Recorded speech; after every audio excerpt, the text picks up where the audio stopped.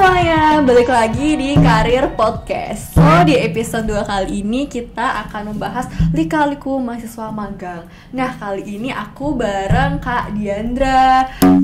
Oke, halo semuanya. Halo semuanya. Halo semuanya. Kak Diandra udah excited banget nih buat episode kali ini. Oke, tapi sebelum itu aku lupa kenalan nih. Halo semuanya, aku Sabita dari BEM KM UGM Kementerian Kreasi. So, gimana kalau kita langsung lanjut aja bahas ke lika-liku mahasiswa magang. Oke, jadi halo Kak Diandra. Halo. Gimana kabarnya Kak? Kabarnya hari ini oke sih, baik kebetulan ya. Gimana dengan kamu? Alhamdulillah luar biasa juga nih. Oke. Baru pulang kelas Kak atau gimana? Enggak, kebetulan aku sekarang udah nggak ada kelas, jadi aku memang lagi ngerjain skripsi aja. Lagi ngerjain skripsi aja gitu. Gimana Kak progres skripsinya nih? Waduh, dosen pembimbing Kak. Tiba-tiba jadi dosen Takut pembimbing. banget. Ya, begitulah, didoakan saja ya teman-teman. Semoga cepat lulus. Ya, amin. Kita doain bareng-bareng ya teman-teman. Semoga skripsi Kak Diandra nih cepat lulus. Cepat selesai gitu ya. Oke. Kak Diandra bisa aku panggil siapa nih biar kita enak ngobrol ya? Mungkin Dinda aja ya. Kak Dinda gitu. Oke, bareng Kak Dinda. Oke, jadi teman-teman, Kak Dinda ini adalah salah satu mahasiswa UGM yang berhasil mendapatkan MSIB di Aksa Mandiri ya, Kak? Betul sekali.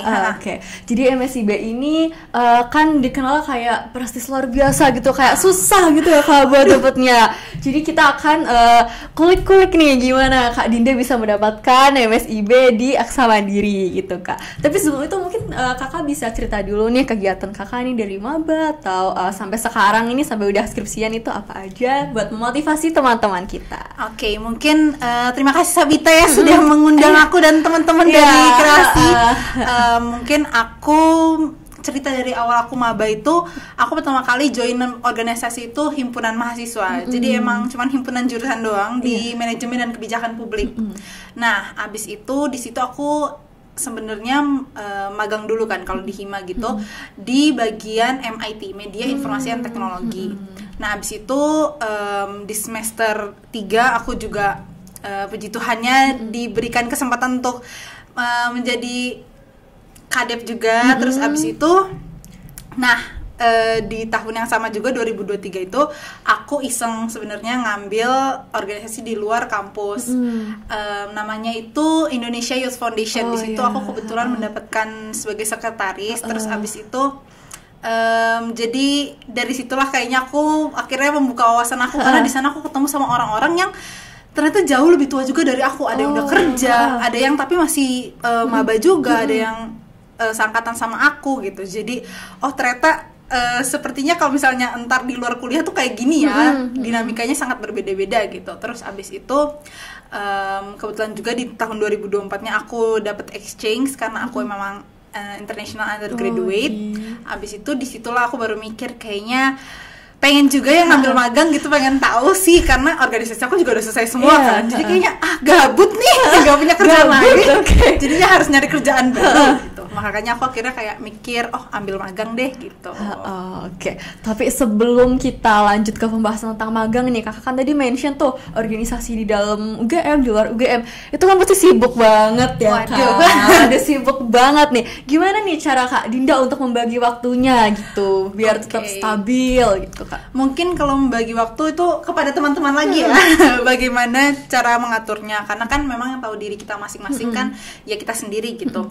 Cuman kalau untuk aku sendiri kebetulan perkuliahan di manajemen dan kebijakan publik cuma 3 hari 4 hari ya. Jadi memang aku ada hari yang luang itu kayak 3 kali seminggu atau 4 hari seminggu. Nah, disitulah aku mungkin bekerja untuk organisasi aku yang di luar UGM gitu. Terus abis itu ngadain rapatnya di situ juga. Dan mungkin kalau bagi waktunya kan sebenarnya kita kuliah juga nggak seharian kan, 24 jam kan. Jadi menurut aku kalau misalnya emang ada kuliah di pagi gitu, mungkin sorenya bisa diluangin buat organisasi. Dan kalau misalnya mungkin sorenya yang ada kuliahnya, mungkin organisasinya bisa di awal hari paginya gitu. Nah gitu sih kira-kira. Tapi kembali lagi ke teman-teman, kalau misalnya aku kemarin itu 2 organisasi menurut aku sebenarnya belum sebanyak itu, karena aku ngeliat teman-teman aku bahkan ada yang kayak 3 organisasi, 4 organisasi. Iya, bahkan betul, ini betul. Kayak kalian ikut di BEM aja menurut aku kayak wow, bukannya sibuk banget gitu. Gitu sih menurut aku ya. Oke, jadi kalau menurut Kak Dinda nih sebenarnya dikembalikan nih ke teman-teman, gimana cara teman-teman membagi waktu baik akademik dan non akademik gitu ya Kak. Nah, pengalaman-pengalaman itu tuh membawa Kak Dinda untuk tertarik daftar MSIB gitu Kak. Mungkin kan kalau teman-teman dari UGM ini udah familiar ya tentang MSIB, tapi mungkin Kak Dinda boleh share nih ke teman-teman, siapa tahu banyak juga yang dari non UGM kayak apa sih MSIB itu gitu Kak. Oke, baik. Jadi MSIB sendiri itu apa ya? Iya, Jadi MSIB itu sebenarnya ada dua ya teman-teman, ada studi independen sama magang.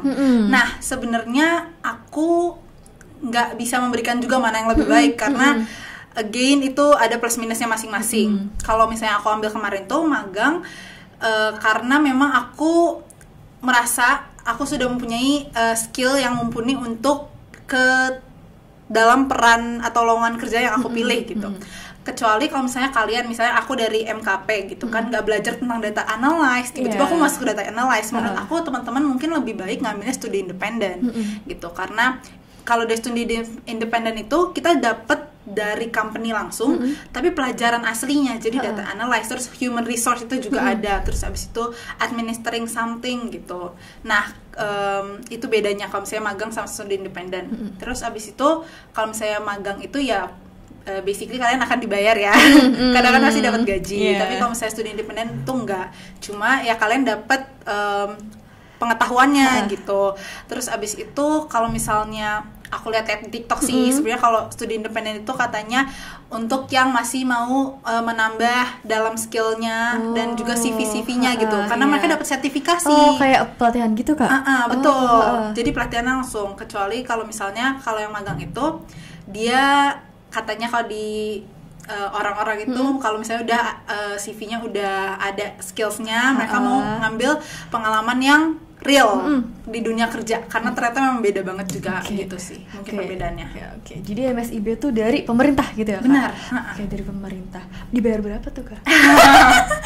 Boleh kan di-spill? Kalau boleh, kayaknya nggak boleh deh teman-teman. Iya. Oke, ada deh gitu ya Kak. Oke. Cukup lah gitu. Oke. Jadi kalau kata Kak Dinda tadi ada dua jenis ya Kak, yaitu yang magang sama yang studi independen yang semacam pelatihan gitu dan dapat sertifikat gitu. Nah, tadi Kak Dinda mention nih, katanya kalau magang itu orang-orang kayak sudah pede gitu dengan skillnya. Nah, pastinya kan Kak Dinda nggak mungkin punya CV skill tuh sehari 2 hari ya Kak. Tuh, gimana tuh cara Kak Dinda mengumpulkan skill-skill tersebut, ikut pelatihan apa aja nih Kak? Boleh bagi tipsnya nih ke teman-teman. Kayak aku menyesal deh. Kayaknya aku tarik kembali kalau misalnya sudah mempunyai skill yang mumpuni. Karena sebenarnya kalau misalnya yang di CV aku, kalau misalnya aku sendiri sebenarnya aku juga nggak pede-pede banget sih dengan skills aku. Cuman aku merasa setelah sudah menjalani organisasi aku pengen hal yang baru gitu kan. Kayaknya kalau organisasi lagi udah sama lagi gitu, aku nggak dapet wawasan yang baru gitu kan. Nah, jadi kalau misalnya kamu tadi nanya pelatihan apa gitu yang udah aku ambil sih, sebenarnya nggak sebanyak itu juga ya. Mungkin pelatihan yang aku ambil tuh malah lebih banyak di bagian desain. Aku karena dulu di MIT, jadi aku ada basic Figma, ada basic Canva, ada basic kayak ke Microsoft Office dan Google Workspace gitu-gitu. Yang di organisasi aku yang di luar UGM juga itu aku berkecimpungnya di hal yang sama sih. Jadi ya seperti itu sih, sebenarnya aku nggak ada pelatihan yang bener-bener serius dan mendapatkan sertifikasi gitu. Oke, tapi buat diterima di MSIB kan pasti bukan hal yang mudah juga ya Kak. Itu tuh ada proses seleksi berapa tahap sih Kak itu? Seleksinya banyak banget. Nah, mungkin ini yang kita cari-cari dan tunggu-tunggu ya teman-teman, tips seleksinya. Sebenarnya ya, menurut aku yang perlu disiapin itu dalam MSIB yang paling penting adalah mentalnya teman-teman. Mentalnya. Karena banyak banget kan, kalau misalnya kalian dengar di MSIB itu ada pilihan tuh 22 kan yang bisa dipilih kan. Wah, kalian bisa masukin lowongan pekerjaan tuh 22 yang bisa kalian daftarin. Nah, kalau ditanya stepsnya ada berapa itu nggak bisa disamaratain karena masing-masing perusahaan punya stepsnya masing-masing. Ada yang dia punya psikotes, terus abis itu ada tes matematika, ada tes kayak SBMPTN dah, semuanya itu dilewatin. Terus ada interview 2 kali, terus baru lulus. Ada juga yang cuman interview sekali langsung keterima. Ada juga yang cuman tes psikotes, terus habis itu interview keterima. Ada juga yang interview ketolak. Itu juga bisa ya teman-teman. Nah gitu. Jadi kalau misalnya tahapannya mungkin nggak bisa digeneralisasi, tapi ya kira-kira seperti yang aku bilang tadi, ada psikotes itu yang paling umum sama interview. Kalau yang aku sendiri kemarin itu aku daftar di 22 kan, 22 itu. Terus habis itu yang approach aku ada 8. Tapi 8-nya ini baru lolos tahap seleksi awal doang, jadi baru berkas. Baru berkas. Nah, abis itu baru ada psikotes. Terus yang psikotes itu yang akhirnya lolos lagi cuma 3. Nah, abis itu yang 3 ini, iya masih oke lah ya kan, ada yang baik lah gitu. Terus abis itu yang 3 ini kemudian aku tes lagi untuk tes pengetahuannya gitu. Terus yang lolos ke interview itu cuma 1, si Aksa ini. Nah, di situ aku akhirnya dapet 2 kali interview juga. Aku diinterview sama HR yang pertama, terus diinterview sama user. Baru akhirnya selang 2 hari gitu aku dapet offeringnya. Jadi overall sebenarnya kurang lebihnya ada 3 tahap ya Kak tadi, yaitu administrasi, lalu psikotes, dan juga wawancara gitu. Mungkin kita mulai udah dulu di administrasi nih Kak. Di administrasi ini apa aja sih Kak yang perlu disiapin berkas-berkasnya gitu? Mungkin kalau yang paling umum CV ya teman-teman. Itu yang sangat perlu disiapkan ya. Ini sedikit masukan dari aku karena aku juga mendapat masukan dari HR aku karena CV aku ternyata terlalu umum. Jadi aku masukin semua skills yang aku punya tapi beda-beda gitu. Jadi menurut aku kalau misalnya di bagian CV, dan itu kan yang paling awal dilihat sama HR ya. Jadi kalau bisa teman-teman taruh yang emang kalian pengen dan emang berhubungan gitu satu sama lain. Kalau misalnya jabatannya beda atau posisinya beda, setidaknya skill-skillsnya sama gitu. Nah, itu yang pertama CV. Yang kedua, surat dari universitas ya, jangan lupa diminta, dan juga jangan mintanya mepet-mepet karena banyak yang minta pasti. Sering yang gitu. Aku pas waktu dulu aku sebenarnya agak mepet sih. Aku minta H-2 apa H-3 gitu. Itu aku udah berebut sama semua orang karena kayak, Mbak please Mbak tolong aku dulu gitu. Terus habis itu BPJS ataupun asuransi yang kalian punya itu juga penting. Terus habis itu rekening. Aku nggak tahu kalau misalnya yang tahun ini bagaimana MSIB-nya dan yang tahun depan bagaimana. Cuman pas waktu tahun aku yang bisa itu cuma mandiri. Jadi semua orang harus buat rekening mandiri gitu.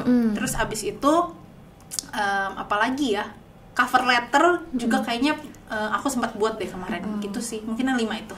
Jadi tadi ada CV, terus surat rekomendasi dari Univ, rekening, cover letter, dan satu lagi tadi asuransi gitu. Terus kalau psikotes itu gimana tuh Kak setelah itu? Psikotes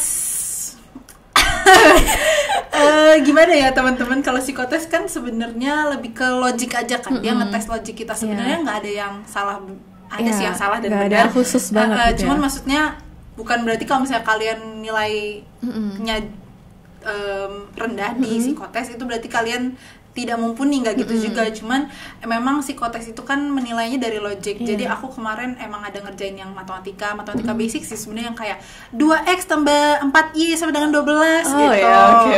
Berapa x dan y-nya? Terus habis itu yang kotak-kotak kalau misalnya pada tahu. Nah, terus habis itu warna gitu-gitu. Terus itu yang kayak A, C, E, apa huruf selanjutnya gitu. Kayak huruf-huruf panda gitu?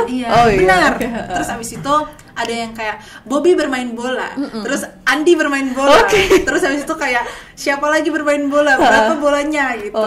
Nah, jadi mungkin lebih ke pengetahuan umum aja sih sebenarnya ya kalau psikotes itu gitu. Nah, yang tips terakhir nih, wawancara. Ini kan biasanya paling tricky ya. Apakah Kakak ada latihan khusus gitu? Sebenarnya kalau latihan khusus nggak ada juga sih. Aku mungkin menyarankan untuk teman-teman kalau interview sering-sering berlatih di kaca aja, sering-sering coba lihat di Google gitu, asal nge-search aja kayak pertanyaan interview apa sih yang bisa dikasih untuk lowongan pekerjaan apa, misalnya human resource atau human capital atau CSR gitu. Jadi kalian setidaknya tahu basic pertanyaan yang akan diberikan. Karena kesalahan aku di situ, aku nggak nyari pas waktu aku user interview.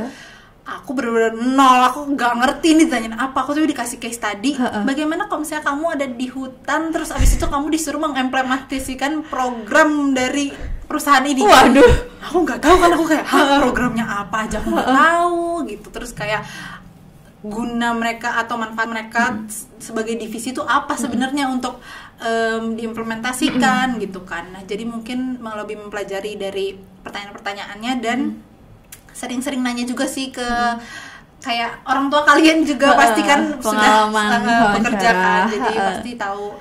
Dan mungkin jangan sedih juga kalau misalnya wawancaranya tidak berjalan baik, karena sebenarnya wawancara itu cocok-cocokan juga kan, ya kan. Kalau misalnya udah lolos semuanya tiba interviewnya kayak nggak cocok nih HR-nya gitu, kayak pasti dia juga langsung kayak udah deh nggak usah gitu. Nah, jadi jangan berkecil hati juga. Dan kalau misalnya kalian merasa terintimidasi pas waktu lagi interview, semua orang juga merasa hal yang sama. Oke. Jadi ada pesan nih dari Kak Dinda, kalau merasa terintimidasi saat interview itu normal. Betul. Gitu ya Kak. Oke. Dan tadi ada poin juga, yaitu sesuaikan dengan posisi yang sedang dilamar gitu ya Kak. Oke. Jadi kalau kita sudah nih lolos interview, kita sudah masuk ke magang ya Kak. Jadi dunia magang nih sebenarnya kayak gimana sih Kak? Mungkin terutama buat maba-maba gitu Kak. Betul. Apa sih magang itu? Karena udah banyak nih teman-teman aku, karena aku maba nih Kak, kayak aku mau MSIB deh. Sebenarnya MSIB tuh ngapain sih waktu udah keterima gitu Kak? Oke, kalau MSIB itu sebenarnya ngapain? Ya sebenarnya sesuai dengan tanggung jawab dan job desk kerja kalian masing-masing gitu ya. Aku kebetulan di CSR teman-teman, Corporate Social Responsibility, which is beda banget dari MKP dan beda banget dari yang tadi aku udah sebutin pengalaman aku sekretaris Kadep MIT. Aku tiba-tiba di CSR volunteering. Jadi aku kayak new experience. Iya kan. Nah, sebenarnya aku udah nanya ke orang-orang di sekitar aku CSR tuh ngapain. Cuman kayaknya my brain yang not braining ya. Mereka sudah menjelaskan itu adalah timbal balik perusahaan. Cuman aku mikirnya tetap kerja di belakang layar. Yang dimana ternyata aku kerja realnya itu ada kayak buat literasi keuangan, menanam pohon gitu. Nah, tapi yang aku mendapat wawasan luas itu karena aku kira selama ini literasi keuangan kan bosan ya, terus kayak cuma seminar-seminar gitu doang. Ternyata pas waktu aku kerja di magang di Aksa Mandiri ini, mereka bikin literasi keuangan tuh banyak juga bentuknya gitu. Kita ke SD main ular tangga, tapi bagaimana literasi keuangannya bisa ada dalam, jadi kayak ada perhitungan uangnya gitu. Terus habis itu aku sempat juga ada acara di Ponpes pas waktu lagi magang. Di situ kita juga literasi keuangannya dibalut dalam bentuk monopoli. Jadi isi monopolinya bukan yang kayak rumah-rumah gitu, tapi lebih ke kayak produk-produk mereka. Asuransi apa. Terus kalau misalnya kan monopoli main biasa kita ada uang masing-masing, itu sebagai aset kita gitu. Nah, kalau mereka jalan terus habis itu beli asuransi, apakah itu asetnya mereka bertambah atau berkurang gitu. Jadi mungkin itu sih kayak a glimpse of magang yang aku alami gitu. Dan mungkin juga teman-teman lain punya cerita-cerita magang yang lain karena beda-beda tempatnya kan. Aku kemarin di Aksa juga ada banyak teman-teman UGM dari aktuaria banyak banget. Terus itu ada yang dari FEB juga ada. Terus habis itu jadi mereka pun tempatnya beda-beda sama aku. Ada yang di bagian actuary, terus ada yang di product development, ada yang masuk ke human capital gitu. Jadi memang menyesuaikan. Oke, berarti waktu di Aksa Mandiri tuh kakak di Jakarta atau di mana? Betul, aku di Jakarta. Nah, mungkin boleh nih Kak diceritakan lika-likunya saat magang gitu. Jadi kayak suka dukanya gitu apa mungkin? Kalau misalnya suka dukanya, kita mulai dari apa dulu? Banyak ya Kak? Boleh. Semuanya juga apa-apa. Mungkin mulai dari sukanya dulu ya teman-teman, karena memang overall aku senang sih magang kan. Jadi kalau sukanya itu dapat teman baru ya, itu yang pertama. Karena aku kurang tahu juga apakah semua MSIB seperti ini, tapi MSIB yang aku dapat di Aksa, mereka ada yang namanya seminggu itu kayak something ospek, tapi pengenalan maksudnya, pengenalan kantor, dimana kita emang seminggu itu benar 50 yang keterima magang bareng-bareng terus. Jadi kan kita merasa kita temenan nih gitu, kita berjuang bersama-sama. Nah, dari situ makanya kita akhirnya punya teman baru gitu kan. Tuh suka yang pertama. Terus abis itu yang kedua, aku juga kebetulan mendapat tim yang nyaman. Jadi atasan aku, mentor aku, buddy aku, associate aku itu semuanya cukup membantu dan memang memberikan pengetahuan yang cukup lah ya. Jadi mereka juga nggak langsung ninggalin yang kayak kamu kerjain terus tahu gitu. Enggak ya, mereka akan mengajari juga gitu. Terus abis itu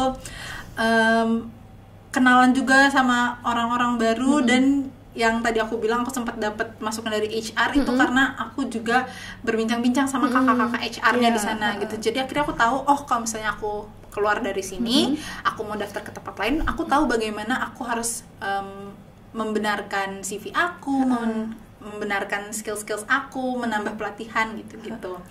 Nah itu mungkin sukanya ya teman-teman. Kalau dukanya, dukanya apa nih? Dukanya sebenarnya lebih ke pekerjaannya ya mungkin ya. Karena kan tadi aku bilang aku banyak pergi kemana-mana, jadi itu benar-benar menguras waktu gitu loh. Perjalanan aja misalnya aku mau ke Ponpesnya itu udah ngambil 2 jam sendiri. Terus habis itu di sananya bisa acaranya itu 5 jam gitu. Dan ya seperti yang kita ekspektasikan kalau kita bikin event-event, pressure-nya besar. Betul. Jadi di sana semua orang pasti marah dan teriak-teriak. Jadi kayak aduh. Tapi ya sebenarnya itu kan semua orang akan mengalami ya setiap kita bikin event gitu. Mungkin tuh dukanya. Terus abis itu kalau misalnya lagi sibuk tuh aku sibuk banget. Kalau misalnya lagi nggak sibuk aku nggak sibuk banget. Jadi memang gitu, ada bulan-bulan yang kayak aku sibuk banget. Di bulan Mei Juni kemarin aku sibuk banget. Februari itu aku nggak ngapa-ngapain, sejujurnya aku cuma benar-benar belajar doang, ngenalin visi misi perusahaannya, terus habis itu divisinya ngapain aja gitu. Terus habis itu dukanya apa lagi ya? Kayaknya enggak sih, itu aja sih. Dari pressure-nya aja gitu. Oke, berarti kalau sukanya ini dapat keluarga baru ya Kak? Betul. Jadi kayak dapat temen baru, dapat relasi baru ya, overall keluarga baru gitu. Dan dukanya adalah waktu lagi event ya kan, karena pressure-nya gede dan banyak orang marah-marah gitu. Jadi kayak kita harus mengelola emosi kita juga gitu. Nah, atas suka duka itu ada nggak sih Kak perasaannya Kakak tuh ngerasa wah sejak magang nih aku jadi orang yang lebih kayak lebih develop secara personality gitu, tuh kerasa nggak Kak gitu setelah magang?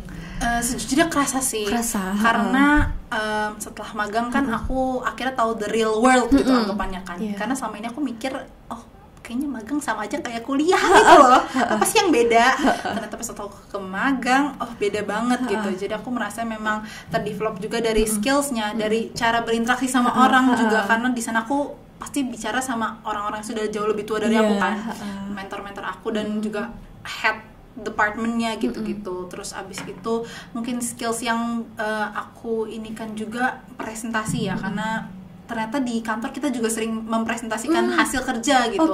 Dan aku tiap minggu itu ada yang namanya weekly report.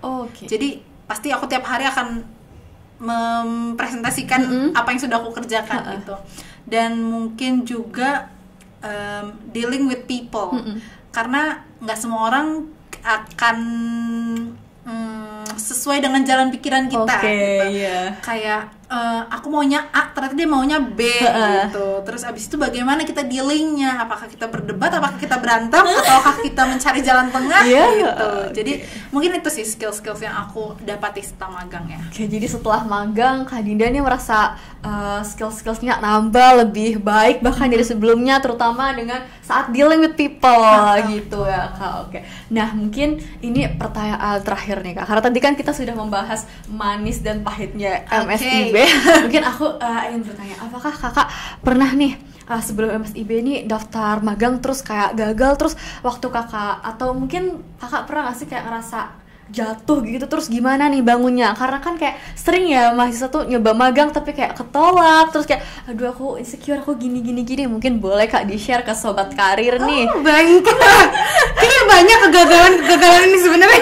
Oke. Ini boleh nyebut nama organisasi apapun nggak? Boleh banget. Jadi aku dulu pas waktu yang 2023 aku bilang dapat jabatan kadep dan aku daftar organisasi di luar kampus itu. Sebelum aku daftar si organisasi yang luar kampus, aku pejuang ISEC teman-teman. Wah. Tapi sayangnya aku keterima. Jadi di situ aku sedih banget karena teman aku ada juga yang udah anak ISEC. Aku bener look up to him dan kayak wah dia keren banget. Terus aku udah minta tips and trick dari dia.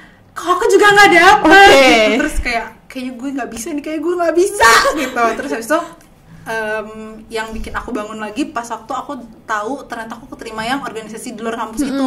Karena itu malah aku lebih kayak ini kayak lebih nggak keterima lagi karena lebih gede lagi kan. Terus aku kayak ya udah deh gitu. Terus abis itu ternyata aku keterima, jadi ya cukup memotivasi lagi aku ya untuk menjalani hidup, nggak dong serius banget, untuk daftar lagi gitu. Terus abis itu kalau kamu tanya dalam hal magang, aku kemarin setelah sudah selesai MSIB kan KKN, abis KKN iseng lagi dong cari magang. Aku udah daftar kemarin dari bulan apa ya, sekarang bulan November. Aku udah daftar dari bulan September. 2 bulan aku mendaftar lebih dari 200. Wow, nggak ada yang keterima. Wah. Jadi nggak apa-apa teman-teman. Jadi nggak apa-apa ya teman-teman.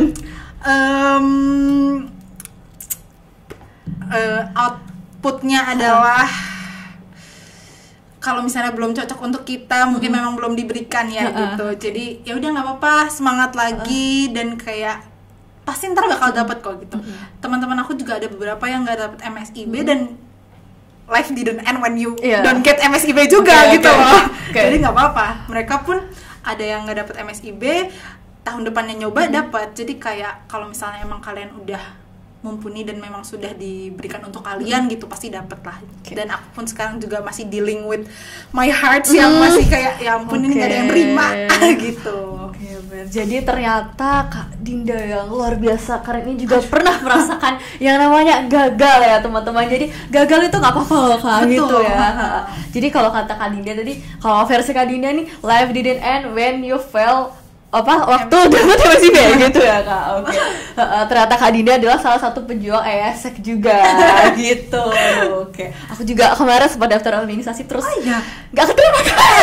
Ya sempat organisasi UGM. Iya di UGM juga. Nggak apa-apa. Tetap semangat. Tetap semangat ya guys. Keep on fire guys. Oke. Jadi mungkin ini percakapan kita akan diakhiri dengan pesan-pesan Kak Dinda nih buat para pejuang-pejuang sebagai closing statement juga di sesi Lika-Liku mahasiswa magang kali ini. Oke, ini mungkin nama teman-teman penontonnya siapa? Sobat Karir. Sobat Karir. Oke. Jadi untuk Sobat Karir ya, pesan dan motivasinya kalau misalnya kalian mau mendapatkan sesuatu, kejarlah setinggi-tingginya, kejarlah sedapat-dapatnya. Tapi kalau misalnya belum dapat juga nggak apa-apa, berarti belum jalannya teman-teman ya. Cukup diikhlaskan dan diterima dan coba lagi. Oke. Jadi kalau kata Kak Dinda, kalau nggak dapat sesuatu nggak apa-apa teman-teman, kita coba lagi karena hidup kita nggak berakhir kalau kita gagal gitu. Setuju. Jadi mungkin kali ini sesi kita bersama Kak Dinda sudah selesai teman-teman, dan mungkin terima kasih banyak Kak Dinda udah memberikan waktunya untuk hadir di sini dan berbincang bersama aku Sabita dan Sobat Karir semuanya. Oke, jadi mungkin kita bisa dadah Kak. Dadah, terima kasih banyak. Terima kasih semuanya, terima kasih sudah menonton. Sampai jumpa di episode selanjutnya. Bye bye.